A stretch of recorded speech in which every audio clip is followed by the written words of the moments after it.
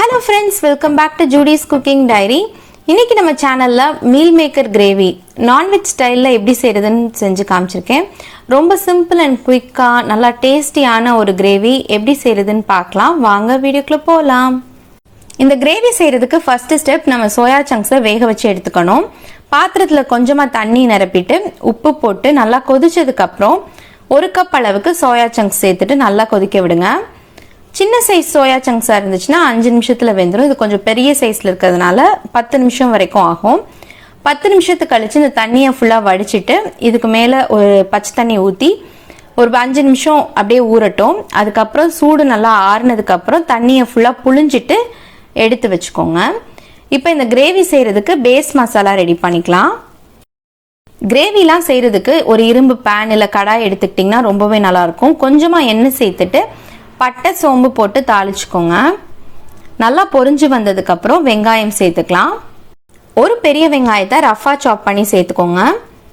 இதை நம்ம வதக்கிட்டு அரைக்க போறதுனால ரொம்ப ஃபைனா சாப் பண்ணணும்னு அவசியம் இல்லை. வெங்காயம் நல்லா வதக்கினதுக்கு அப்புறம் இஞ்சி பூண்டு சேர்த்துக்கோங்க.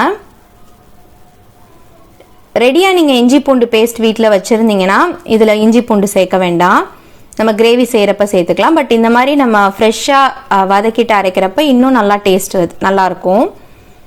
ஸோ நல்லா வதங்கினதுக்கு அப்புறம் 2 மீடியம் சைஸ் தக்காளி சேர்த்துட்டு நல்லா வதக்கி விட்டுக்கோங்க. தக்காளி நல்லா வதங்கினதுக்கு அப்புறம் துருவின தேங்காய் சேர்த்துட்டு அது 1 நிமிஷம் வதக்கினதுக்கு அப்புறம் அடுப்பை ஆஃப் பண்ணிருங்க. ரொம்ப நேரம் வதக்கணும்னு அவசியம் இல்லை. ஸோ இது நல்லா ஆறுனதுக்கு அப்புறம் ஃபைன் பேஸ்ட்டை அரைச்சு தனியா எடுத்து வச்சுக்கோங்க.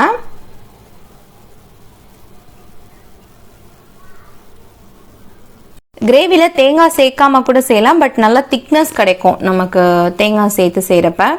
ஸோ இப்போ சோயா சங்க்ஸ் எல்லாம் நல்லா தண்ணி புழிஞ்சிட்டு ஒரு பாத்திரத்தில் எடுத்து வச்சிருக்கேன். அதில் 2 ஸ்பூன் அளவுக்கு தயிர் சேர்த்துட்டு கொஞ்சமாக காரத்துக்கு ஏற்ற அளவு மிளகாத்தூள் சேர்த்து நல்லா பெரட்டி விட்டுக்கோங்க.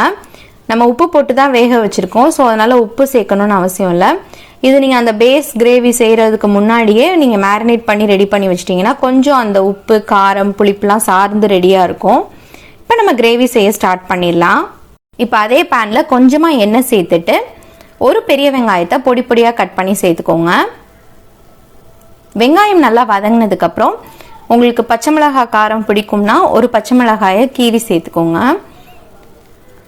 பச்சை மிளகாய் சேர்த்ததுக்கப்புறம் நம்ம அரைச்சி வச்சிருக்கிற அந்த பேஸ்ட் சேர்த்துட்டு கொஞ்சமாக அந்த மிக்ஸி அலசி தண்ணி சேர்த்துக்கிட்டிங்கன்னா அந்த பபிள்ஸ் வர்றது சீக்கிரமாக அடங்கிடும்.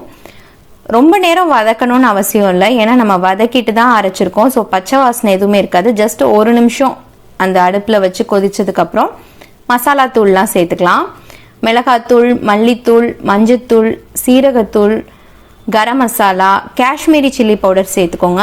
கொஞ்சம் நல்லா பிரைட் கலர் கிடைக்கும். ஒருவேளை உங்களுக்கு காரம் கம்மியாக வேணும் அப்படின்னா மிளகாத்தூளை ஸ்கிப் பண்ணிட்டு வெறும் காஷ்மீரி சில்லி பவுடர் மட்டும் கூட நீங்கள் சேர்த்துட்டு நல்லா அந்த மசாலாவோட பச்சை வாசனை போற வரைக்கும் கொதிக்க விடுங்க.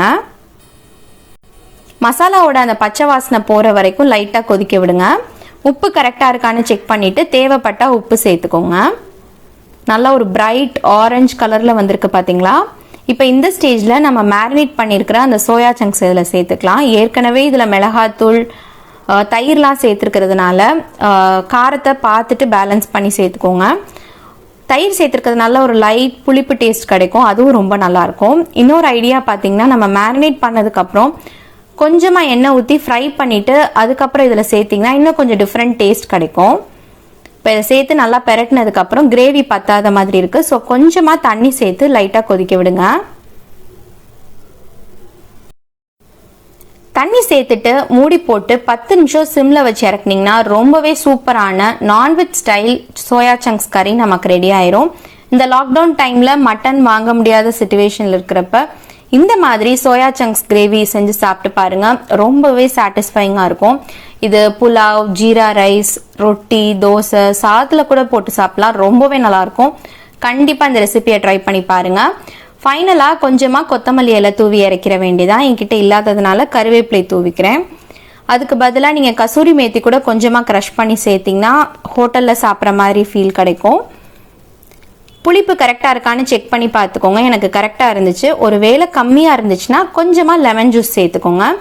அவ்வளோதாங்க, ரொம்பவே சூப்பரான நான்வெஜ் ஸ்டைல் சோயா சங்க்ஸ் கறி எப்படி இருந்துச்சுன்னு எனக்கு கமெண்ட்ல ஃபீட்பேக் சொல்லுங்க. இதே மாதிரி இன்னொரு சூப்பரான ரெசிபில வந்து உங்களை மீட் பண்றேன். அது வரைக்கும் ஸ்டே டியூன். தேங்க்ஸ் ஃபார் வாட்சிங். பாய்.